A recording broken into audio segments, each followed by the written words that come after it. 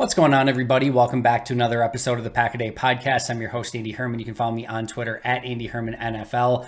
Really fun show lined up for you today. I'm really geeked out about this one. What I'm going to be doing is going through a handful of different wrinkles, position changes, just unique ways to use some of the Packers on this team. Not full-time changes. We saw Tariq Carpenter make a change from safety to linebacker this offseason, try to better utilize his skill set and see if he can maybe stick at that position. Everything I'm going over today is nothing like that. I'm not proposing anyone move positions full-time or anything like that, but what I'm going to be doing is going over a few different wrinkles, a few different ways that I think Matt LaFleur and Joe Barry can use some of their fun, exciting players on this team just to maybe get a few different, mismatches, some things that are going to be advantageous for the offense or the defense, or just to set their players up for success, or maybe just a small little wrinkle of change that throws the opposing team off in some way, shape, or form. So those are the things I'm going to be going through today. We'll start with number one on my list, and that is Christian Watson playing a little bit more in the backfield. We can call it at running back, if you will. I don't really care what you call it. I just need to see him a little bit more in the backfield. Now, a couple things here. Do you know how many snaps he played in the backfield a season ago for Green Bay? One. He played one snap in the backfield. That has to increase entirely this upcoming season because this is a real mismatch in the NFL right now. Teams are constantly looking for advantageous ways to set up their players for success. We've seen Minnesota do this with Justin Jefferson. Obviously, Deebo Samuel spent a great amount of time in the backfield for the 49ers. But even if you don't have a player who you can legitimately just hand the ball off to, even if you just want to use them on some angle routes out of the backfield, that has given defenses a lot of problems with how they're going to match that player. Because most of the time, when you have a player in the backfield, who's matched up across from them? A linebacker, right? And if all of a sudden you've got them lined up in the backfield and teams don't notice it right away, now you might have, just switch things a little bit into your favor and now might get a wide receiver matched up against a linebacker or a safety, or at least are you going to put a corner in that spot? No, maybe you just hand off the ball and be like, all right, we might get a guard on a corner, to just run the ball up the field, up the gut and hope we can gain some yardage that way. And with Christian Watson, this is a player that you can legitimately hand the ball off to. And I'll say it one more time. I'm not saying that this needs to be a staple of the offense. I'm not saying we should see Christian Watson receive 20 handoffs a game or anything like that. But I would like to see him play about 3 to 4 snaps in the backfield on any given Sunday. And just to see how defenses respond to it. He is a player that you can legitimately hand it to a couple times per game.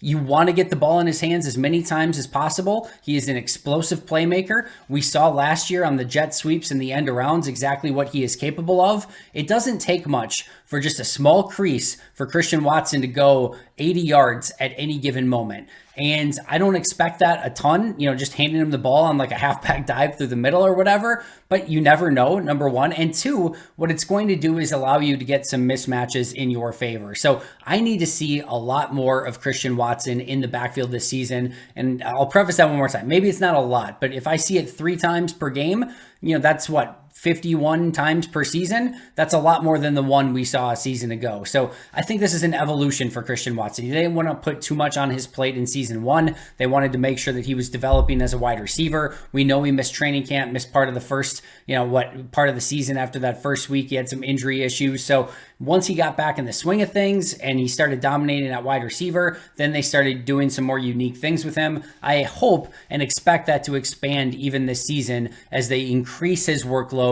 put more on his plate and see what he can handle. But that should include getting him in the backfield more in 2023.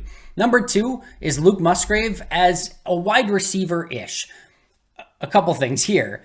I'm not talking about just a big slot wide receiver. That's going to happen inherently. He's going to play a ton lined up in line and in the slot. What I'm more talking about is thinking back to Jermichael Finley and how they used him in a variety of different ways, and specifically here in goal line situations, just lining him out wide and letting him do the work on the outside. How are you going to match up with Luke Musgrave on the outside? Are you going to put a corner on him? All right, I feel very comfortable throwing a fade. And I know the red zone fade, the end zone fade, whatever you want to call it, has not been a super efficient play in the NFL as of late. But if I can get Luke Musgrave matched up one-on-one on a, 6 foot or under corner on the outside, I feel pretty good about my jump ball chances and just letting him go up and get the ball. All right, what if it's a safety? All right, well, now I feel like, and even if it's a corner, you're going to fake that fade to the outside, and then you're going to cut back and run a slant. We saw Jermichael Finley do this all the time. He's just too quick. If you're playing that slot a little bit too aggressively, the slot fade, I should say, or just the fade too aggressively, you're going to be susceptible to a in-cutting route. And that's where I want to see Luke Musgrave have some of that success as well. And I think that's what makes him so special. And playing him on the outside, just like Finley could, is they could legitimately go fade, or they could legitimately go slant. You could run the back shoulder fade to him. You could run, if they play off of you, you can almost run a little bit of a screen action and just see if they can get in the end zone that way. There's just so many things that you can do in that situation. Get your running back in the backfield, get 3 wide receivers off to one side. And if you can have Luke Musgrave isolated as a wide receiver, a big wide receiver, one-on-one on the other side, you are going to get some advantageous matchups. If it's a linebacker, good night. He's going to cut in on that slant and make hay all day, every day. So that is a mismatch piece for Green Bay that I really, really like, and I think can be super advantageous for him this upcoming season. Number 3, Lucas Van Ness doing his best Za'Darius Smith impression. Now, we already know that LVN is going to play some on the edge, and he's going to play some as an interior defensive lineman, most likely in some obvious passing situations. That's all well and good. That goes without saying. But remember what Za'Darius was so good at from time to time was lining up over center, standing up, and just bull rushing that center, using an arm over move, using a quick first step, whatever he needed to do to get to the quarterback and provide immediate pressure. And Green Bay has the talent to do this. You can have LVN line up over center with Kenny Clark and Devonte Wyatt lined up as your interior defensive lineman right next to him. And then you still have Preston Smith and Rashawn Gary once he's healthy on the outside, or even in the meantime, Preston Smith and Kingsley Enagbare on the outside. So you've got 2 good pass rushers still on the outside and 2 really good ones if you've got Rashawn Gary out there healthy. You've got Devonte Wyatt and you've got Kenny Clark rushing from the inside and collapsing the pocket. And now you've got Hercules himself, 6'5", 275, super fast, super athletic, super strong, edge rusher extraordinaire, Lucas Van Ness, coming right over your center. As soon as that ball is snapped, he is right on you. That's where that raw athleticism and athletic traits can really show out. I want to see LVN in that Za'Darius Smith role and see him rush over the center a little bit. We've seen Rashawn Gary do it a little bit with some success. I think LVN might be set up even a little bit better for it, but that is something I want to see in Green Bay's bag this year as well. And just think of that 5-man rush too, right? Gary and Smith off the edge, Devonte Wyatt, Kenny Clark, and then LVN rushing over center. And if you're coming with 5, they have to be ready for that. You're going to get one-on-ones across the line. If there is a tight end to chip, they're going to probably chip on Gary, but LVN still has that one-on-one. Preston's one-on-one, Kenny's one-on-one, Devontae's one-on-one. You have to like that. And even if you want to, you can go that 5-man rush. And then Preston, I know we don't love the Preston Smith dropping into coverage stuff, but he's not terrible at it. And if you come with 5 just to get that, one-on-one for everyone else, and then drop Preston into coverage, you still have a 4-man rush. But what you've done is you've set everyone else up for one-on-ones, including Rashawn Gary, Kenny Clark, Devonte Wyatt, and Lucas Van Ness. So, and then you still have 7 backing coverage. That can make things very challenging for the opposing offense. So would love to see LVN in that Za'Darius Smith role this upcoming season. Number 4 is one I talked about a little bit more last year, but I'll re-up it a little bit right now. And that's Quay Walker in a 3-3-5. And this is, again, just little wrinkles that you can throw at teams that maybe they're not expecting. I would love to see a TJ Slaton at nose tackle with Kenny Clark and Devonte Wyatt as your sort of kind of like a 3-4, but basically you're running a 3-3-5, right? So nose tackle and 2 defensive ends with Kenny Clark and Devonte Wyatt. And then you've got 3 basically like off-ball linebackers. So we're not talking edge rushers here per se. We're saying off-ball linebackers. So you've got Devondre Campbell as your inside linebacker. You've got Quay Walker as one of your outside linebackers. And then I would love to see Lucas Van Ness here as the other outside linebacker. I think he's athletic enough to make this work. But in that situation, imagine this. You've got 3 down linemen, you've got 3 off-ball linebackers, and then you've got 5 defensive backs. So you could drop all of those, those 3 outside linebackers, those 3 off-ball linebackers, and come with just a 3-man rush and say, hey, we're just going to come with 3 with Slaton and Kenny Clark and Devonte Wyatt, and we'll, keep our other 3 back in coverage. But what's really fun here is that the way that alignment is set up is your 4th rusher could be Lucas Van Ness from one side. It could be Quay Walker from the other side. Or maybe you just bring Devondre Campbell, who's a pretty good blitzer in his own right up the middle. And that makes it very challenging because you've got those three sort of tight interior defensive linemen, which makes it tough to run inside. You've got two players in Quay Walker and Lucas Van Ness, who I feel like can still set the edge appropriately. I think Van Ness is going to be fine dropping into coverage based off his athleticism. I know Quay Walker is going to be. Campbell certainly can drop back in coverage as well. So you could see just the 3-man rush. You could see a 4-man rush with LVN coming off the edge. You could see a 4-man rush with Quay Walker coming off the edge. You could see a 4-man rush with Devondre Campbell coming up the middle. You could see a 5-man rush with both guys coming off the edge, or a 5-man rush with Campbell and Quay, or Campbell and LVN. You could see a 6-man pressure. Like, it just really opens up your options. And I think everyone in that situation is still capable of doing everything. You want to drop back, LVN and Quay Walker into coverage as your pseudo outside linebackers in this situation. I feel comfortable with that. I think you can get away with that. If you want to blitz any of those guys, they're all up to that task as well. So that is a very fun formation that I think is one that, especially with Rashawn Gary out to start the season, I would like to see a little bit of experimentation with and just see what maybe they're able to accomplish with it and just see if it maybe throws the offense off just a little bit. Number 5, definitely one I've talked about in the past. And again, just a little wrinkle. It doesn't have to be even once a game, just a sprinkle here or there. I want to see Keisean Nixon on offense. And maybe it's just as a decoy on a end around or a jet sweep. Maybe you hand it off to Keisean Nixon on an end around, and then he pitches it back to Christian Watson, and Watson's going the other way, and everyone's thinking, oh, Nixon's in the game. They're going to give it to him, and they're all hyper-focused on him because he's in the game, and all of a sudden you pitch it back to Christian Watson on a double reverse, and Watson takes it the other way, and now the defense is a little bit off tilt and not ready for something like that because they're hyper-focused on Keisean Nixon being in the game. Even if it's just a decoy, even if you hand it to him as a running back once every 5 games, even if you throw a quick jet or a bubble screen to him once every 5 games, just a little bit something to keep the defense guessing. I'm like, oh, why is number 25 in the game? Oh, that's the guy that can return the kicks all the time for touchdowns. Maybe we should keep a little extra eye on him. So maybe 5 to 10 times this season is all I'm asking for, but I think those 5 to 10 times can give the defense a little bit more to think about, and I am all for trying to, confuse opposing defenses, keep them on their feet, etc. Number 6, another one that we've talked about in the past, but that's Caleb Jones filling that Mercedes Lewis role. Listen, I love the idea of like a 6'9", 380-pound offensive lineman being used as a extra blocker in run situations. And you can obviously go play action off of that as well. They're like, oh, they've got that extra huge mammoth offensive lineman in the game. They're probably going to run. Nope, gotcha. Now Luke Musgrave's coming across the formation, running his 4.40, what it seems like, even though it's a little slower than that in testing. It looks like that out on the field. And now he's, you're off leverage and he's coming free and he's got space to run. That's something that you can set up. But just imagine having that type of mammoth human being in the game as an extra run blocker. How are you going to match up with that on defense? Are you probably going to go more of a base defense? Okay, we'll just keep Caleb Jones into pass protect, and maybe we motion, some of our running backs out into the formation. Maybe you've got DeGuara and Jones in the backfield, right? With Caleb Jones at tight end as the extra tight end. And then you've got Christian Watson and Romeo Doubs out on the field.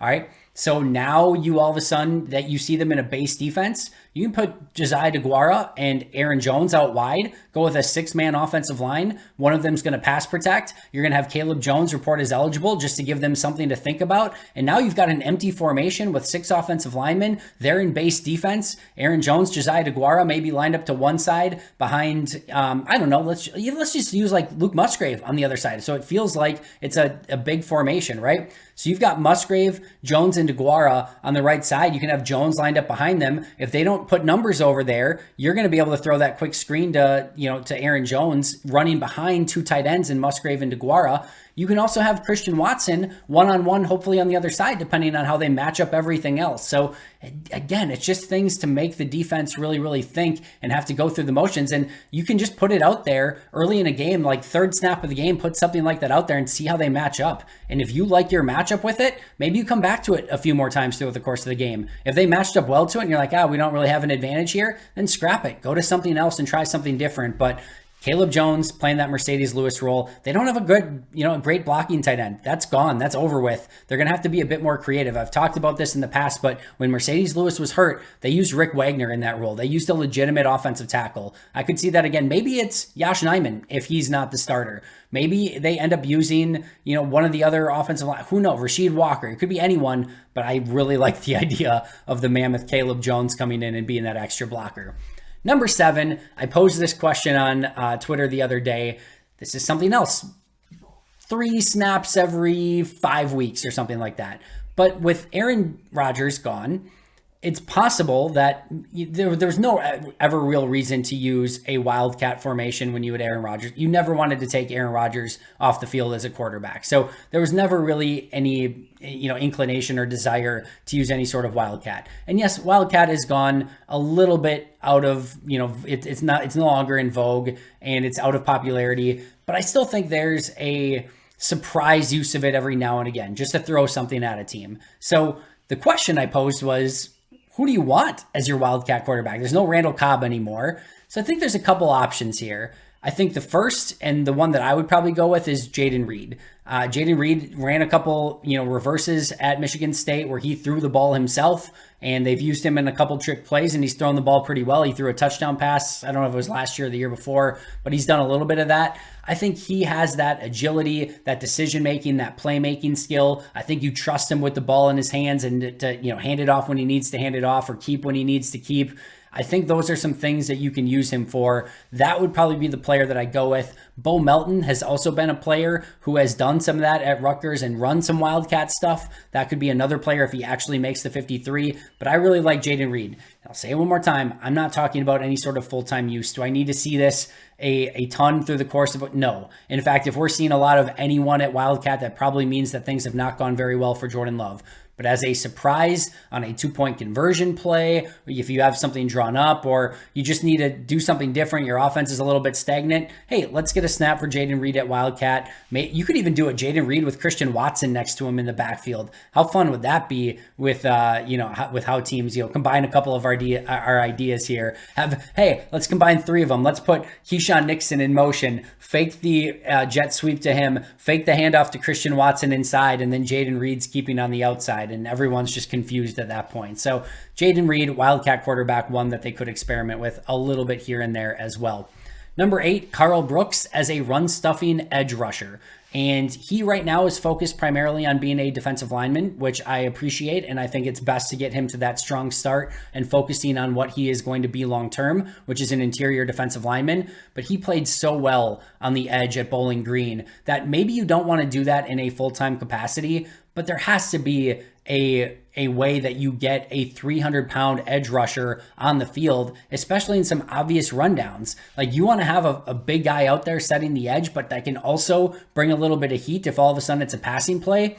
How about Karl freaking Brooks? That is a ideal situation for an obvious rundown where Karl Brooks is probably not going to be up to snuff as an interior defensive lineman on run stopping situations. But as an edge rusher, who do you want out there? Karl Brooks or Kingsley Enagbare as a run stopper? I want Karl Brooks. And you could even go, Preston Smith's a pretty good run defender, but that's a 300-pound guy. I don't necessarily mind, trying that out either. So I think there's a couple different ways that they could use that. But Karl Brooks as a run stopping edge defender is something that certainly is giving me some happy thoughts and hopefully something they use this upcoming season. Number 9 is Jonathan Ford as just a run stopping specialist. All right. He is a big human being. He has a lot of bulk. He can be used as a true nose tackle, and he's their 6th defensive lineman right now. What I would do if I were the Packers is I would say, we're not even going to care about what you are or what you can do as a pass rusher. We're not trying to make you a well-rounded defensive lineman right now. We are going to make you into a run-stopping weapon. And I would be working on him with his footwork and his leverage and his hands and his pad level to make him the best run defender possible. If he could become that, if he could just become a great run defender, and I could get 10 snaps out of Jonathan Ford in some obvious rundowns, some goal line situations, some end zone, red zone situations, whatever that may be, it's 4th and inches, 4th and 1. and I have a 300 plus pound nose tackle that can be a dominant run defender, that's what I'm hoping for. And if you can weaponize him and specialize him in that capacity, I think that would be a long way for Jonathan Ford becoming a viable 53-man roster candidate and finding a way that a player like that can help you. I go back to the Miami Heat this past season, who they found ways to weaponize their undrafted free agents and guys that nobody else wanted. They played them to their strengths. How can you use that in an NFL system? How can you use that in a NFL franchise? And to me, it's weaponizing players to give you specific skill sets. Jonathan Ford is a player that I think I can weaponize and get 10 to 12 really good snaps out of and make it so that teams are having a much harder time running in, whether it's 4th and 1, 4th and inches, 3rd and 1, red zone situations, etc. If he can be used in that capacity, I think it would be a great use of his skill set and talents and a way to get him roster eligible as a 53-man roster player. All right, number 10 in the same vein is Tariq Carpenter as a tight end matchup specialist.